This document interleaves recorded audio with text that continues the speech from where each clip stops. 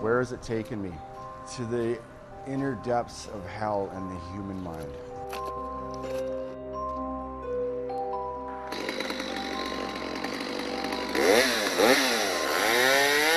This Campbell River man is a faller who's used to working hard and playing harder, and he has a story to tell.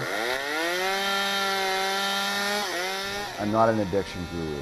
I'm not 5 years clean and doing speaker circuits and telling everybody what to do to get better. I get up every day and I struggle with the exact same thing as anybody else that's dealing with addiction. For the past 12 years, he's been writing a book as if in tandem with a deceased longtime friend from beyond who died of a drug overdose.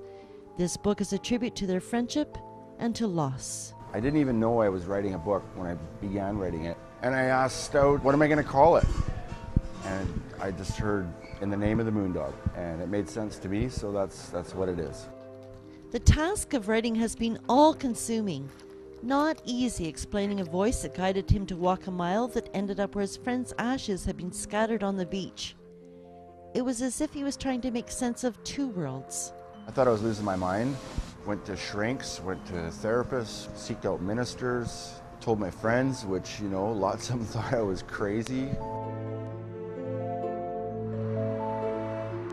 In an attempt to overcome doubt and personal demons, one counselor told Steve Arneal what he desperately needed to hear to propel the project forward. I showed him the actual walk of the mile and what it was, the experience, and the spots along the way that things happened. And at the end of it, he just went, wow, you know what? He said, this is your task. This is what you are meant to do.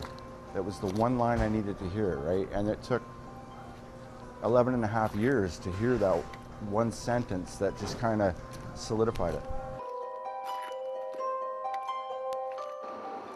For the past 3 decades, Steve has kept in touch with Lynn Nash, the vice principal of his high school, to talk about life, and more recently, about the book. He wouldn't be doing what he's doing today if he hadn't traveled the route that he has. So it was a school of hard knocks, no question about that. And if he hadn't been the big, strong, athletic man that he is, I doubt that he would have survived.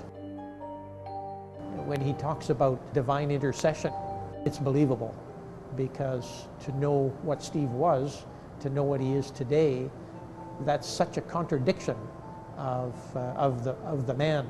Well, one has to continue with it once one started and follow this tangled web all the way through. It reads almost like a horror novel. What will happen after is interesting. It'll be another story in itself to see what happens with Steve. Truth is always stranger than fiction.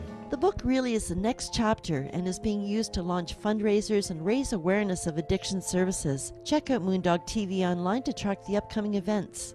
In Campbell River for Shaw TV, I'm Marjorie Greaves.